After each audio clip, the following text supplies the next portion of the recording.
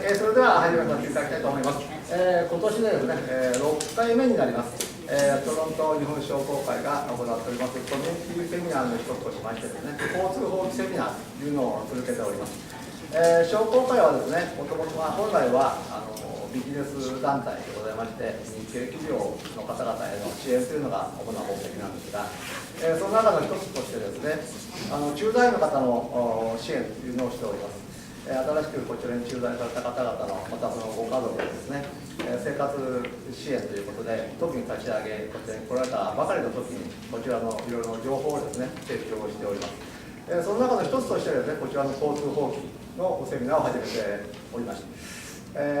皆さんもね、ご存知だと思いますが、日本の免許証をですね、こちらに持ってきて、こちらで書き換えをして、オンタリオの免許証をですね、取得することができるというのが、26年になりますかね、25年前からできているんですが、おそらくその際、皆さん方もですね、含めまして、こちらのオンタリオの法規というのを改めて勉強したということは、ほとんどないではないかなというふうに思います。で、日本とですね、違う制度というのもありますし、日本にあってもほとんど見かけないようなこともあります。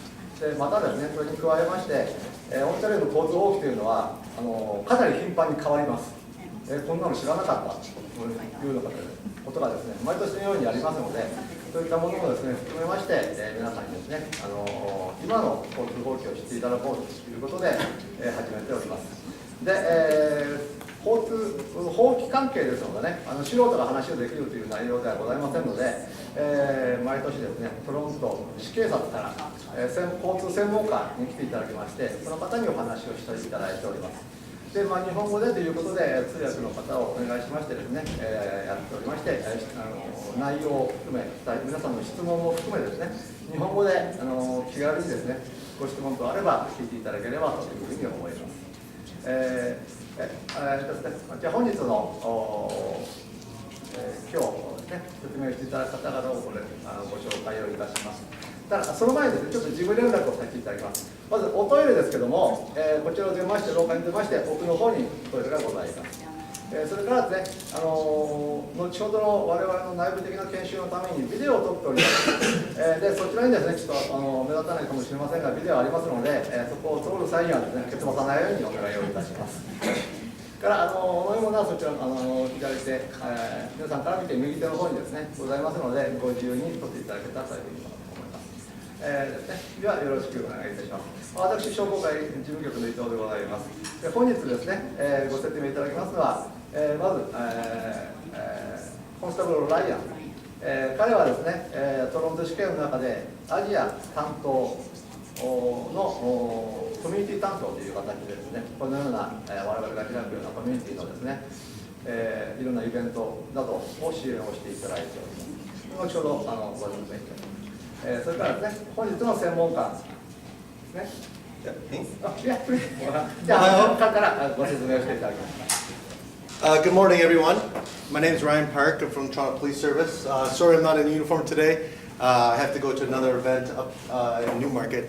おはようございます。ラインパークと申します。すいません、ちょっと今日はですね、この後にニューマーケットの方のイベントにも行きますので、ちょっと今日は制服なしですいません、失礼しました。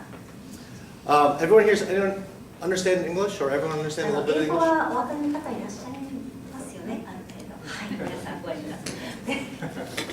With the Toronto Police Service, I'm responsible for the Asian Pacific communities, so countries like Japan, Korea, Philippines, Malaysia, Laos, Burma, Cambodia, and Thai, and one more. Vietnam. And where? Vietnam. No, Vietnam? Vietnam falls under with the Chinese. There's a Chinese. Anyways, there's 6 of us within the service that look after sections of the world.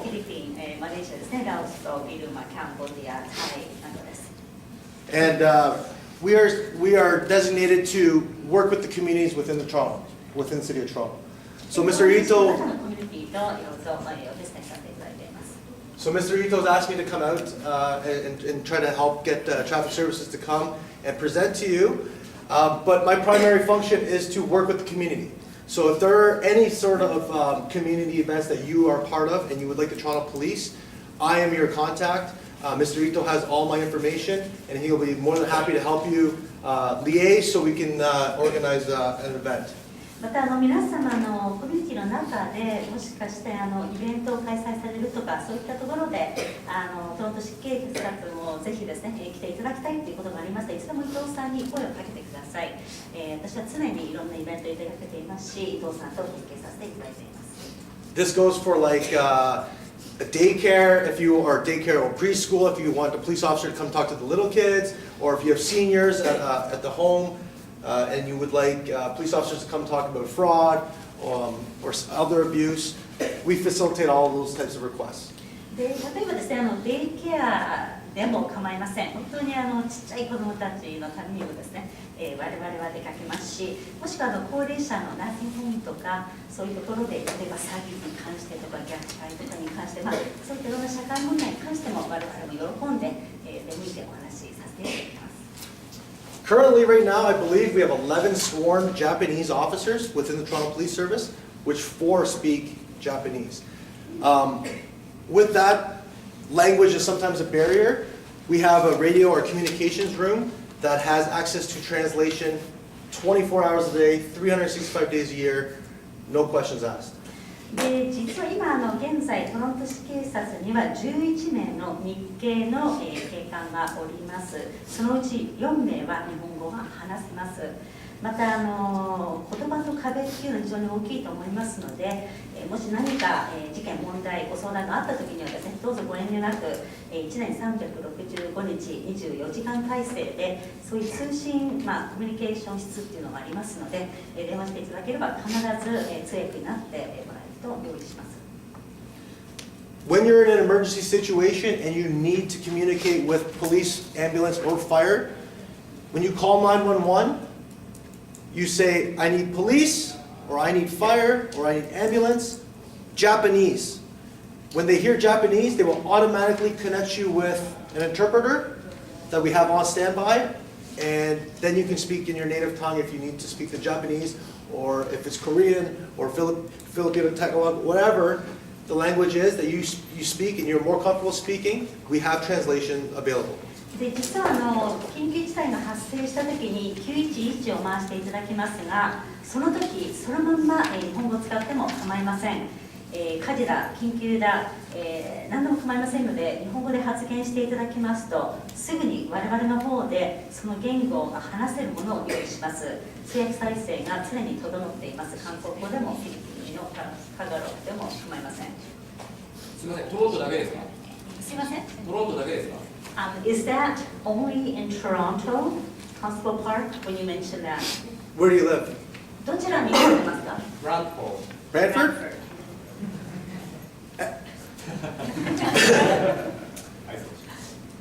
.911 services across, from what I understand, from across Canada, has access to this one agency that has translators. If you're in an emergency, and we need to know where you are and what you need. So if you say, police, 555 John Street, police are coming to 555 John Street, and the details will follow after.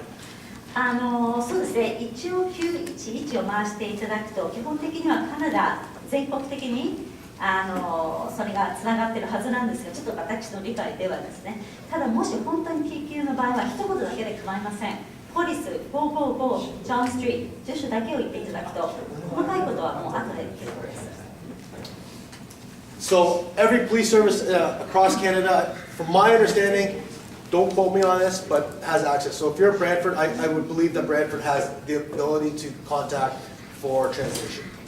If you're clear with what you want and what you need and where we're going, they will start sending people right away because it's an emergency. 911's for emergency. 911っていうのはあくまでも緊急時が発生した時だけなので、とにかく明確に何が必要なのかどこにっていうことだけでも言っていただければ、もうその瞬間から人をどんどん送り出します。で、一応伝わると思います、私の見解では。Anything else we can talk about? Oh, the Toronto Police is going to be starting a recruitment in 2018. We're going to be looking for 80 officers. If there are anybody that, or if anybody is interested in becoming a police officer, please contact our employment office. We are looking for 80 officers in 2018. And like I said, there's only 11 Japanese officers. So if you know anybody, pass on the word that we are going to actively start looking for candidates within 2018. また2018年には80人の新しい警察官の募集に入りますので、もし日本人の方、日系の方でぜひやはり警官になりたいという方がいらっしゃいましたら、ぜひ伝えてくれればと思います。現在11人しかいないので、ぜひ日本語を話せる警察官を増やしたいと思います。よろしくお願いします。Are there any questions for me before I? 私はちょっとここでどうしても失礼してしまうんですけど、何か目の前に質問 Just one, just to be really clear on Yes. the point about when you make a call up to 911, Yes. fire, police, or Ambulance. should they say in English, Japanese, or should it be The main thing is what when you call 911, they're going to ask police, ambulance, or fire. まず911をかけるときには、ポリス、アンビュランス、ファイアですかってまず聞かれます。警 So 察火事ですか、それと and も then 救 the 急車 word ですか。 Japanese in English. Just That's say yeah, Japanese or Japan, anything Right, to make it clear like I speak Japanese. Right. そこで私は日本語が話します。日本とかジャパンとか一言言っていただいても構いません。まず。I think from being on dispatch side and listening to some of the calls, the main thing I want to know as a dispatcher to send my people is what's happening. So 555 John Street, I need police. Someone broke into my house. Right? If you can say that in English, or I need ambulance, heart attack. Right? So it sends a different level of priority. Right, right. Obviously, in the moment. Okay, Right. sorry, can I just Panic. translate? Yes. So Yes. sorry, I'm just going to make sure everybody's on board. で、とにかく私もディスパッチ、そのオペレーター役も務めたことがありますので、とにかく非常に分かりやすく何が必要なのか、特に緊急度が高いっていうことを伝えることが大事なので、例えば555ジョンストリート、I need police, I need ambulance、ハートタックとか一言だけでも大事なことを言っていただくのもいいと思います。They're going to give you instructions, and they're going to ask for more details. If the person was breaking in, what was he wearing? Is he still in the house? Did he have a vehicle with him? Was it just one person? All those questions will be asked, but if you say Japanese, they'll ask it in Japanese. They'll get the translator on the phone and then ask those questions in Japanese. そうです。その後に細かいことがいろいろと次から次へと確認されますので、例えば家なのか一人なのかどうなのか、でそのあたりがもう日本語っていうことを言っていただいていれば日本語を話せる通訳の方を用意します。So the main focus is where are you, what's happened, and who do you need to come there. ま And ず、 then, どこにいるのか、何が起きたのか、何が必要なのか、この3点がね。 okay? And Yeah, I see this. finally, how long is the time frame from the moment they say Japanese to you actually get someone to speak Japanese? 実際日本語っていったところがどのぐらいかかるんですか、通訳を出してもらうのに。Their communications, I've sat in on a bunch of different events. They normally get them within a minute.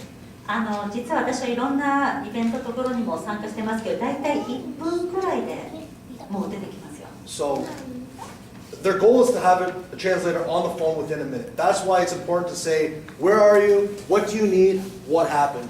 And so if that's a 1 minute and it's an ambulance and it's a heart attack, that 1 minute could be very, very, very crucial. So if you say ambulance, address, heart attack, they're going to be a whole lot faster trying to get that information. そうです。大体1分以内っていうのが目標になっていますので、とにかく、アンビュランス、アドレス、住所ですね、それからハートタックだということを言っていただければ、ものが早く送られます。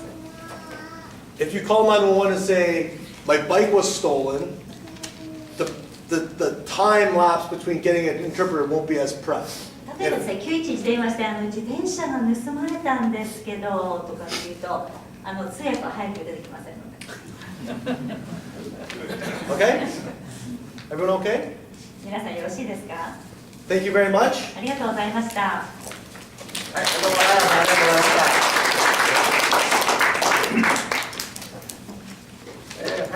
もありがとうございます。それではですね、これから交通法規の方の説明をさせていただきます。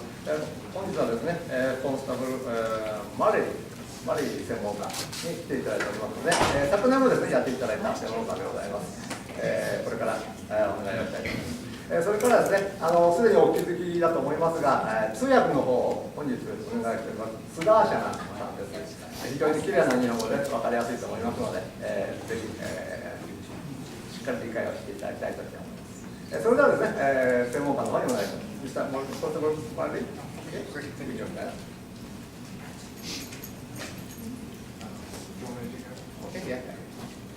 Good morning, everybody. Konnichiwa.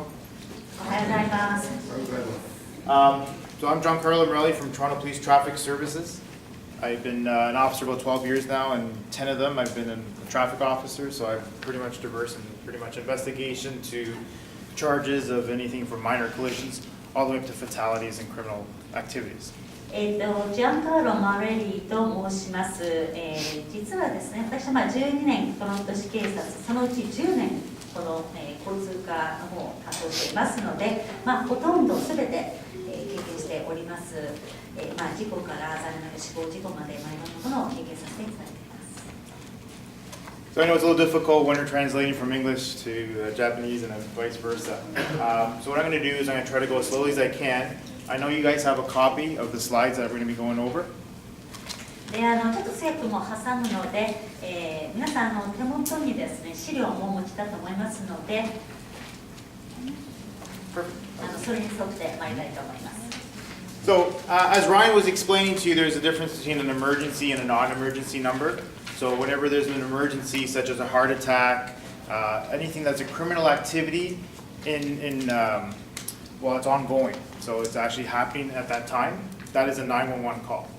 で先ほどライアン、がですね説明、いたしたように緊急イマージェンシー911っていうのはですね、例えば、ハートアタック、心臓発作があった場合、もしくは、犯罪的な行為が何か起きていると事件、その最中でもちろん構いません。You have to bear with me. I'm Italian, so I like to use my hands a lot, and I walk back and forth quite a bit. で私はイタリア系カナダ人なので手を使うのが好きなのでちょっとあちこちいろいろ歩き回りながら話します。So as I was saying, that emergency 911 is for anything that's ongoing or it's actually happening at the moment, such as your bike being stolen. If you've got back to your vehicle the next day and someone broke into your vehicle, there's a non-emergency number, and it's on the bottom, 416-808-2222. で911はあくまでもイマージェンシー、緊急時で、それ以外、例えば飛べてた車のところに翌日行ったらもう亡くなってたとか、そういった時にはですね、下の電話番号416-808-2222の方に連絡いただければと思います。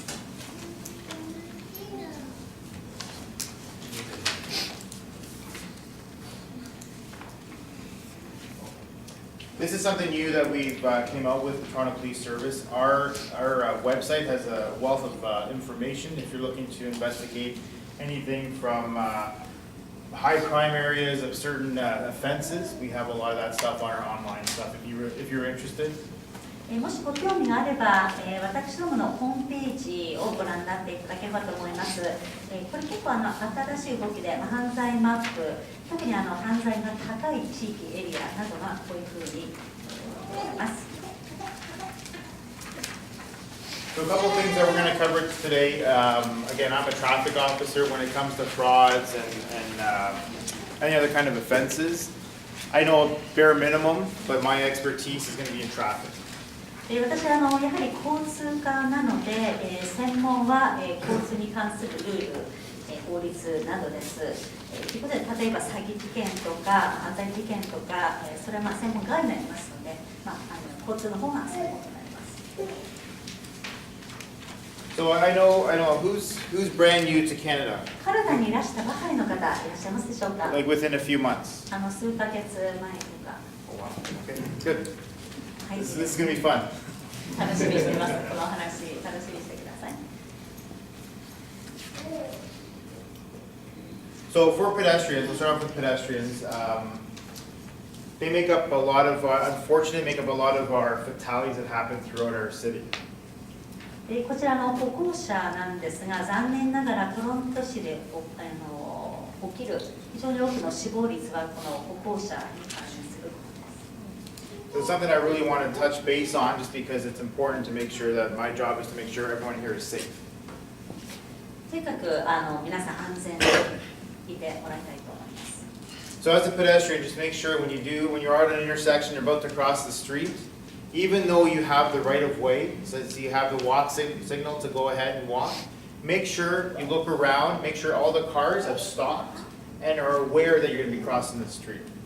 で例えば横断歩道で道を渡ろうとしたときに、もちろん、歩行者は、その優先権利を持ってるんですが、必ず渡る前に、右左すべての周りを確認して、すべての自動車がちゃんと止まっていることを確認してください。And now if you are, I know we have very little seniors here, but the older community, they do take time to cross the street. So if you are having problems with your walking, if you have any kind of disability, just make sure you cross on a fresh light when the light has just turned green or just turned the walk signal, and then proceed. で例えば高齢者の方とか、もしくはちょっと障害抱えていらっしゃるとか、少し時間が必要だと歩きに、そういった方々は必ず信号がちょうど緑になった時から歩き始めてください。途中からではなくて、ちゃんと時間たっぷりとってお渡りになっていただければと思います。 If you decide to cross, people call it jaywalking. There's no such thing as jaywalking here in Ontario. But if you decide to cross mid-block, you have to make sure that it's safe to do so. There's no cars coming, so make sure you're aware of the traffic going through. Even though I can't charge you, the only time I can charge you is when you get hit by a car, which is probably the wrong time to charge somebody. でオンタリオ州ではよく皆さん、例えば信号のところで渡るんではなくて、例えばブロックの途中のところでこう渡るんですね。それを J ウォークっていうんですけれども、それを止めることはもちろんできませんけれども、ただそういうふうに勝手に渡るっていうことになったときは必ず双方確認してから渡ってください。例えば車にぶつけられた後っていうのはもう遅すぎます。Two more points I want to make. Just it's now that the time it's starting to come fall and winter time, it's getting darker quicker. So at night, if you can try your best, if you just for your protection, for your safety, so people can see you, wear reflective or very bright clothing, so you may be seen at night. またこれから秋、冬の季節に入りますので、暗くなってきます。そうなると、周りが実際歩いている人は見えなくなってしまうということになりますので、できるだけ反射するものとか、例えばそういう反射テープがついているお洋服、もしくは明るい白っぽいお洋服も着ていただければと思います。Last point I want to make before I go on after the pedestrian stuff. Whenever you see a crosswalk, whenever you're crossing at an intersection, you'll see the little Walkman go on. That's when you're able to proceed. Once you see the hand start flashing and there's a countdown timer, you're not legally allowed to start your walk or your cross. So whenever you see the hand come up, if you haven't crossed, don't cross. で横断歩道で渡るときに、信号の色が変わった後に、例えばカウントダウン、番号が出ますカウントダウン、もしくはこう手が出てきてでカウントダウンなんですが、実はカウントダウンがスタートしたときには、渡らないでください。そこからこう渡ろうとしないでください。もう遅すぎます。Any questions about the pedestrian like the crossing? Anything? Any questions regarding that? 今の歩行者のルールに関して何か確認事項ございますか？一つあります。教えてください。ただちょっと興味があるんですけれども、横断歩道をちゃんと渡っていても車にひかれることってあるんですか？ Just a question, I'm interested. Are there any instances where somebody is really doing the right thing, crossing at the right time, and yet they could be run over by a car? Yes. はい、あります。どれぐらいの割合であるんですか、その事故死亡率の中で。What would be, is it a high rate of fatalities because of that? Well, it's almost split between people at fault and not at fault, or doing the right thing and not doing the right thing. Our top two reasons why people are killed are because of mid-block crossing and turning vehicles. So that's unfortunate. Where this is where we're trying to explain to people, to stop, look, and listen. Stop and make sure all the cars have stopped. If someone's making a left-hand turn or right-hand turn, make the eye contact And that, so they're aware that you're there. Most of the time when people have too much faith into the lights, they just start crossing, not looking. そうですね、実はその交通事故の割合はだいたい 50% が、その交差点以外でブロックの勝手にその J ウォークで渡ってしまった人たちと、そして半分がやはり右折とか左折する車にひかれてしまったっていうのが大体半々なんですけれども、とにかくそのストップルックリスンっていうんですね、自分が歩き出す前に必ず止まって見て、そして聞いて確認をしてください。で、例えばですね、右折しようとしている車がいたら、必ずアイコンタクト、向こうの運転手とアイコンタクトをしてから確認してから歩いてください。Another question in the back もう一 there. つご質問がありましたね。はい。はい、大きな声ですいません。ハイウェイとか渡るとき、カナダの信号すごく速くて、真ん中の中ぐらいでもうカウントダウンが始まってしまうときがあるんですよ。そういうときはもう真ん中の中では止まった方がいいんです。We find that the stoplights on the highway are very fast when one tries to cross, even starting at the right time, that one is in the middle of the highway, and then it's like the end. So in that case, should we just stop in the middle? Like we can't make it across the highway, if it's a big road off. Usually these are quite big intersections. They usually give you almost like a minute to cross the street. And if you're talking about major intersections such in the north end, there's like 4-lane highways are pretty wide. If you find yourself that you cannot cross the street in full and there's a concrete median, they're able to stop halfway. It's not the most safest way, but it's better than find yourself in the middle of the highway when there's 4 lanes of traffic coming towards you. Usually, more times than not, it is a good 60 seconds to cross the street. So if it is something that's a disability holding you back, maybe we should find a different way to get around. 基本的には、少なくとも1分60秒は必ず各信号の時間として与えているので、それで十分のはずです。特にですね、非常に、交通量が多い、例えば4車線とかそういった、ちょっと北の方とかいろいろありますけれども、でもどうしても、渡ろうとした時に、全体に渡れなかったと。でその時にはもし、ちょうど真ん中のところにですね、その中央線みたいなミディアムというところがありましたら、そこで止まっていただいても構いませんが、そんなに安全ではないので気をつけていただきたいと思います。もしくは例えば障害とかあってちょっとどうしても時間が足りない、渡れないっていうふうになった時にはちょっと違うところで渡ることも検討していただければと思います。Actually, just a word to add to that. Now, legally, you are, if you have started legally on your cross and you haven't completed your cross by the time the light has turned red, you are in full control of the intersection. So technically, the traffic must wait until you have fully crossed the street before they may proceed.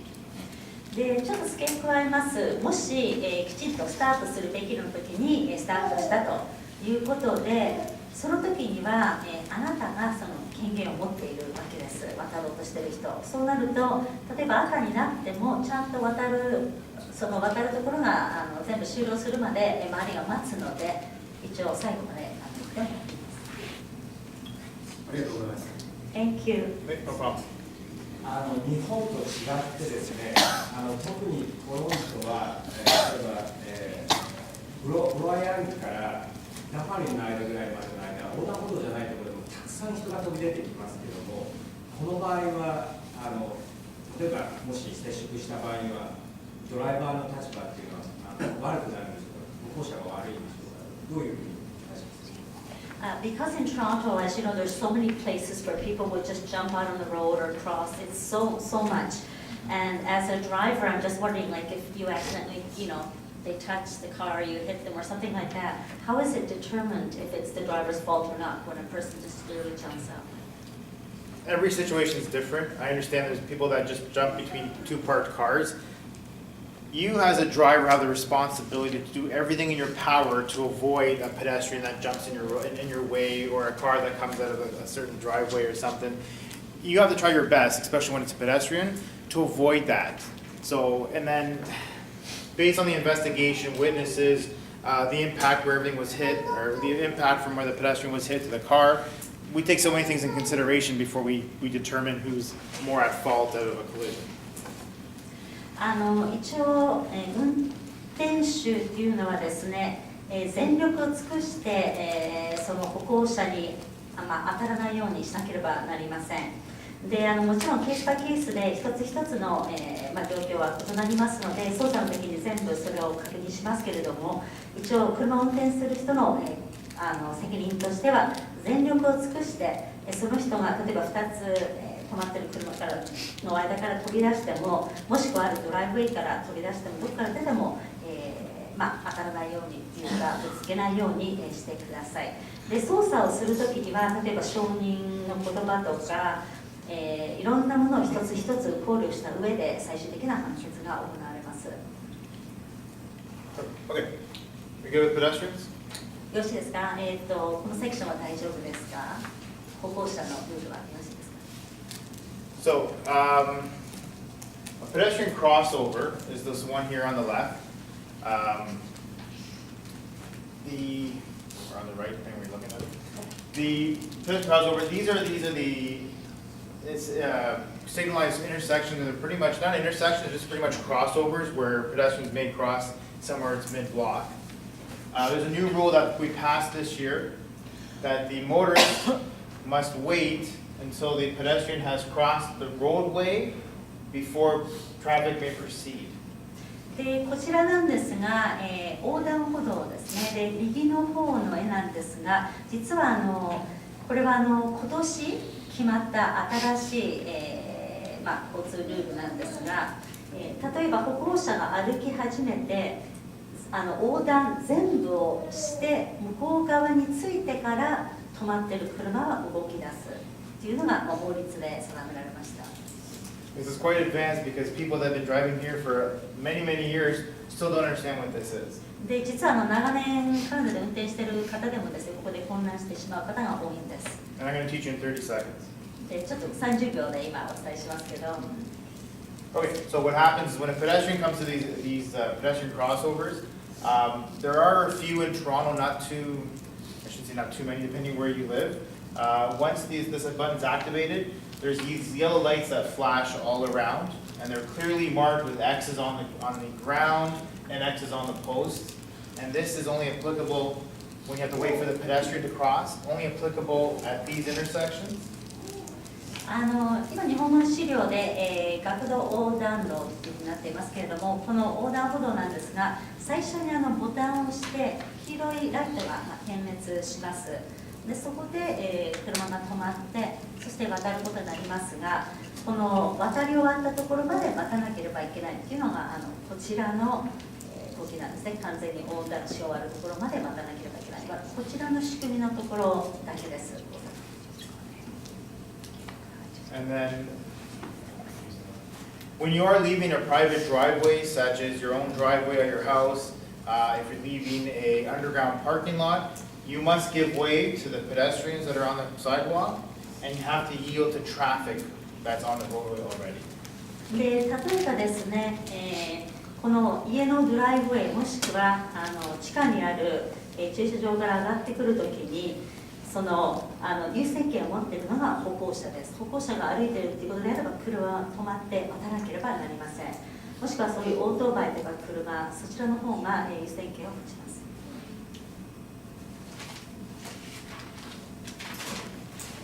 So after you've parked your vehicle on the roadway and you're looking to exit your vehicle and get into the store or wherever you need to get your vehicle from, be aware of cyclists. There are a lot of cyclists here in Toronto. We've done quite a bit of work with our infrastructure of doing cycle paths or cycle tracks, bike lanes. So just be aware when you are parked your car, when you do open that door and all of a sudden a cyclist takes out your door, it's going to be very dangerous for the cyclist, and it's also a charge for you, unfortunately. で次はですね、自転車に関するところになりますが、例えば車を止めます、駐車します。そこでじゃあ車から降りようっていうふうになった時に必ず自転車が来ないかいないかということを確認してください。実はトロントでつい最近自転車のためのパス、通路とか特別なバイクレインといいますけれども、そういったものをいろいろ設けていますので、例えば周りを確認せずにドアを開けてしまいますと、当ててしまうとか当たってしまうとかそういうことがありますので注意ください。just, I believe this year was the year we just increased the fine from $110 to $365 and 3 demerit points. And, yeah. 確かに今年からだと思いますけれども、もし当たってしまった時のですね、その違反、前は110ドルだったのが、これが365ドルに上がりまして、また、その3ポイントですね、が課されるということになります。The best practice is to open the door with your right hand, because it'll force you to turn around and you won't be able to open it fully. That'll force you to actually just turn your head and quickly take a look if there's any cyclists, and then continue to open the door. That's when you're coming to a parked vehicle. Well, when you are getting out of your parked vehicle. で車からですね降りるときには右手を使って、出れば必ず後ろを向くことになりますので、振り向くことになりますので、そうするとそれと同時に、自転車が来てるか来てないかっていう確認も取ります。When you are passing a cyclist, because again, as I said, Toronto has a lot of cyclists here in Toronto, you must leave a meter between your vehicle and the cyclist when you are passing them where it's applicable, where you're able to do that. So it's actually from your end of your mirror to the handlebar must be 1 meter. また自転車を追い越すときには必ず1メートルの距離を開けなければいけません。これはミラーのところから、その自転車の間ですね。これは必ず開けなければいけません。And if you are following a cyclist, you must give them 3 meters behind them, or there's a charge for that. I think it's 100.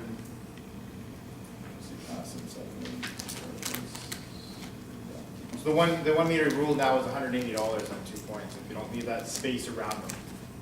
でもう一つはですね、もし自転車の後にこう走っていれば必ずその車間距離っていうかその距離感を3メーター開けておかなければなりません。でこの辺りなんですけど、罰金も180ドルというふうになりますね。Questions about cyclists? 自転車に関して何かご質問ありますか？ If you have any questions from my presentation, that's また途中で構いませんので、最中に構いません。どうぞ聞いてください。So right turns in your center lane, some areas have allocated specialized lanes that are in between the two flow of traffic. Again, if you are going to make any kind of left-hand turn, you have to ensure that the oncoming traffic, they have the right of way, so you have to make sure that when you make your left-hand turn, it is clear and safe to do so. 左折するときなんですけれども、向かってきてる、車が、ライトウェイっていうかその権利を持っていますので、必ず、大丈夫か、状況が安全かということを確認した上で左折をしてください。Just be aware when you are making your left-hand turn, especially when it's into a side or another road, that you ensure there's no pedestrians coming across the road, because if you make your turn and stop, you're interfering with the flow of traffic, and that there could be that there is a charge.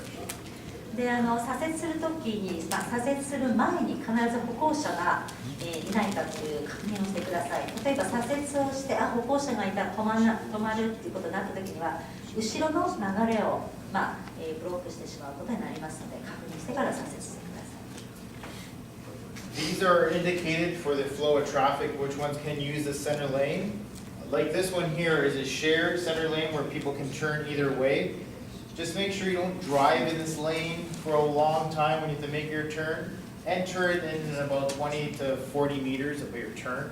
So just in case, if you're going to be driving straight along for, say, 100 meters, there could be a risk of a collision, or someone could be trying to make their left-hand turn. So just make sure that you leave it open until you really have to make your left-hand turn into that lane and then pursue your left-hand turn. このレーンですが、これは左折専用、もしくはそのターン専用のレーンですので、本当に左折する、20メーターから40メーター前からこのレーンに入ってください。逆にずっとここで走っていくと、周りにも迷惑をかけます。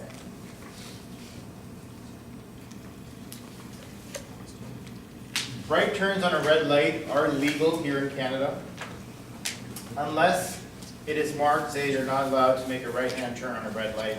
And those signs will be posted, usually beside the light on one side and the second post. There's usually 2 signs that indicate no right turn on a red light. でカナダでは、赤信号で、右折することは許されています。でもしどうしてもダメだった時にはですね、必ずサインがそこに出ています、標識が出ています。両サイドに出ていますので、それを確認してください。標識が出ています。So if you are looking to make your right-hand turn on a red light, you must come to a stop first behind the white line. Ensure there's no pedestrians and the flow of traffic. So everyone else has the right of way. If it's clear to do so and safe to do so, you may proceed with your right-hand turn. で右折するときにはまず、赤信号でですね、まず、白い線の、手前でまず、止まってください。でそこで、歩行者がいるかいないかを確認して、他に車が、いるかいないかを確認して、で全て、OK で安全っていったときで初めて、右折をしてください。 Everyone's favorite is parking, I know. 駐車っていうのが皆さん一番念頭になりますね。It even confuses us officers when we have to park our vehicles. 我々もですね、結構混乱しちゃうんですよ、毎回止めなきゃいけないときに。So they are clearly marked. We have city parking within side streets, I believe, is a maximum of 2 hours, unless it's posted. If it's posted, you must follow whatever is posted on these signs. で駐車なんですが、そういうサイドストリート、メインな道路からこう入る横道とかサイドストリートは基本的には、2時間までというふうになっています。ただこういった標識があれば時間の、決まっているわけですね。There'll be a lot of no parking signs. The only time you're able to stop is when you're actively loading or unloading passengers or property. So meaning that if you're going to pull over and let grandmother out and let her go into wherever she needs to go, or grandfather or anything, it's a quick stop and then proceed. You can't stop, park your car, wait about 5 minutes and then go. That is a charge. で左の方のですね、ノーパーキング、これ非常に多くありますが、基本的にはここで、車を止めては、ダメです。ただここはローディングはできますので、例えば、人を降ろすもしくは乗せる。例えばおじいちゃんおばあちゃんここでちょっと下ろすとか乗せるとか、あるいは物を下ろすとか乗せるっていうのはもうすぐできます。ただそこで止めて下ろして5分待機してっていうことは、許されません。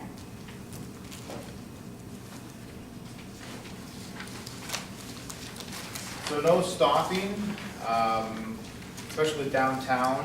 There are rush hour routes, meaning that during rush hour, usually the morning rush between 8 to 10 or 7 to 10, and you're 3 to 6, no stopping. So that means you can't pull over unless it's an emergency or an officer has told you to pull over and stop. Or if you need to avoid a collision, you're able to do that. Other than that, this no stopping is fully enforced. That you can't drop off mom or dad or grandmother, grandfather. You have to proceed and get off to the next road if you need to stop. But these here are fully enforced that you're not allowed to stop no matter what, unless directed by an officer. でこちらの停車標識ですが、これは必ずっていうか絶対止めてはいけません。例えばパッと誰かを降ろすとかおじいちゃんおばあちゃんを降ろすとかそういうことも禁止されていますので、特にラッシュの時間、これは朝の8時から10時もしくは7時から10時の間、そして午後3時から6時、全くノンストッピングとなっています。And no standing, you'll see a lot of these signs where the TTC has their bus stops. So there's no standing, meaning that you can only stand for a moment while you unload a passenger or take a passenger on, and then you have to go on your way. そして右のノースタンディングエニタイムですが、ここは、一時的に誰かを降ろす、乗せる、瞬間的であれば、許されます。As I said before, that's an example of your no right turn on a red light, as I mentioned before in the few slides ago. 先ほど2枚ぐらい前ですかのスライドで、赤信号で、右折ができないとき、大体こういう標識になります。サインがあってできませんという。These prohibited turns could be left or right, and they could have a certain time frame, such as your morning, afternoon, all day from like 7 to 7, especially with A lot of these things are really downtown, especially. You have to keep your eyes aware of what time you can make your turns at, because a lot of them are due to high volume times. And then. OK でこちらなんですが、これも右折、左折一緒です。あと時々この際に時間がついてるんですね。例えばこの時間とこの時間の間とか一日中とか、全く右折とかね左折がダメですっていうふうに出ています。でほとんどこれらのサインはダウンタウン、非常に交通量が激しいところに出ております。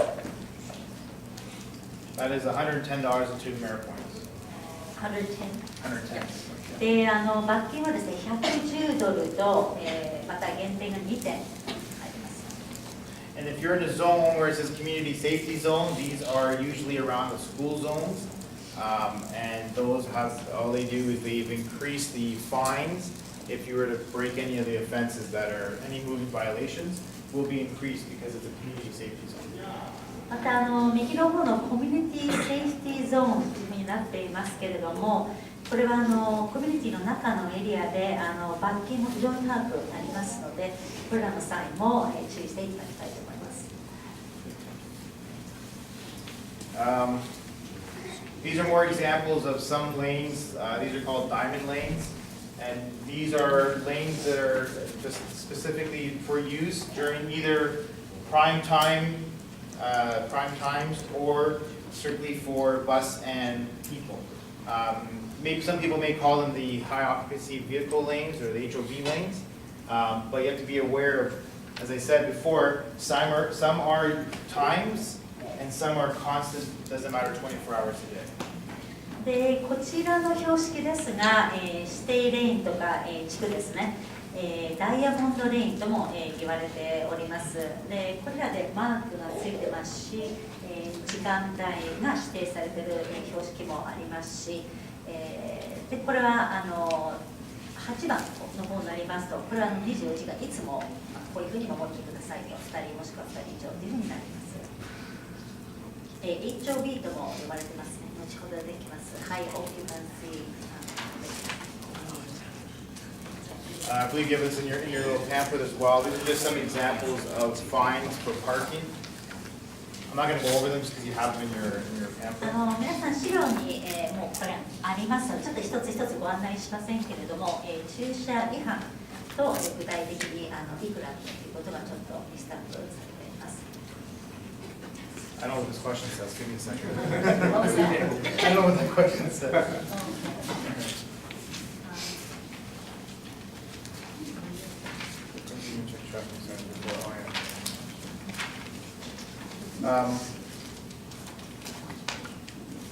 Google Maps is probably your best bet. 多分 Google マップが一番参考になるのではないでしょうか。一番ですね。はい。Okay, any questions about the signs? They're pretty 標 clear as mud. 識に関して何か確認事項ありますか。よろしいですか。よろしいですか。Question。Oh, too late. はい、どうぞ。2番のパーキングパーミットで、looking at the parking permitted, I guess it was the last slide, was it number 2? This one? Oh, はい、 parking permitted, yes. 月曜日から金曜日ということは週末は止められると思うんですけど、ホリデーの場合は月曜日ホリデーか金曜日ホリデーの場合は止められないっていう認識ですか。I would imagine holidays are okay, but on a Monday holiday or a Friday holiday, does it mean we can, or how does that work? Well, it all depends on the enforcement officer. これはあくまでもその警察官によるかもしれませんね。I wouldn't, but again, with the traffic signals, like the prohibited turns and stuff like that, they still may be applicable. So just be aware of what you're doing. So, because I me personally wouldn't do it, but again, we can, but I don't think a lot of people will, just because if it's a holiday Monday. But again, it depends, because that could increase the flow of traffic. So the reason for these signs is to make sure the flow of traffic is continuous and there's no interruptions. まずこれらのサインの目的はその車とか交通量がスムーズにこうどんどん動けるように、ということなんですね。で、私は個人的には多分大丈夫なんですけれども、ただあくまでもその場所とかその交通量とかによって、月曜日金曜日のホリデーであっても罰金をつける結果がいるかもしれませんけれども、ちょっとその辺は注意しながらやっていただきたいと思います。Thanks so much. Appreciate it. Anytime. Okay, so traffic lights. As you're aware, the red light means don't go or stop. Yellow is if it's safe to do so, stop. Or if you haven't proceeded to stop, slow down and stop. Green light means go. These here are, these ones here will do so say if it's a dedicated turning lane, this here will have its own dedicated turning lane. 左ですけど、専用の、ターンレインですね、の意味ですね。はい。And for through traffic, we'll have a separate lane as well. で、またそのまんままっすぐ、動く、車両のためには別な、信号がついている、交差点のところですね。両方、左折とか右折両と、それからまっすぐ進む車のため、両方信号がついています。So just some lights will have that turning lane underneath it. So maybe a green light, so it can still be red, and then arrow to make your left could be lit up just for traffic making left-hand turn only, but straight through traffic must stop. で、こちら左の方ですが、2つついてないときには、1つのメインの信号の下にサインがつくことがあります。例えば左折するとき、そこだけは緑の矢印がライトアップ、される信号もあります。交差点によります。Time from time, due to large storms, power outages, you may come across some of these intersections where it's a flashing red, flashing yellow, or zero, there's nothing on.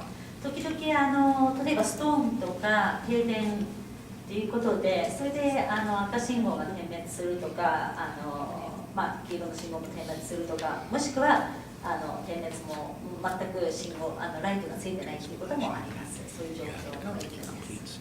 And these are to be treated as a four-way stop.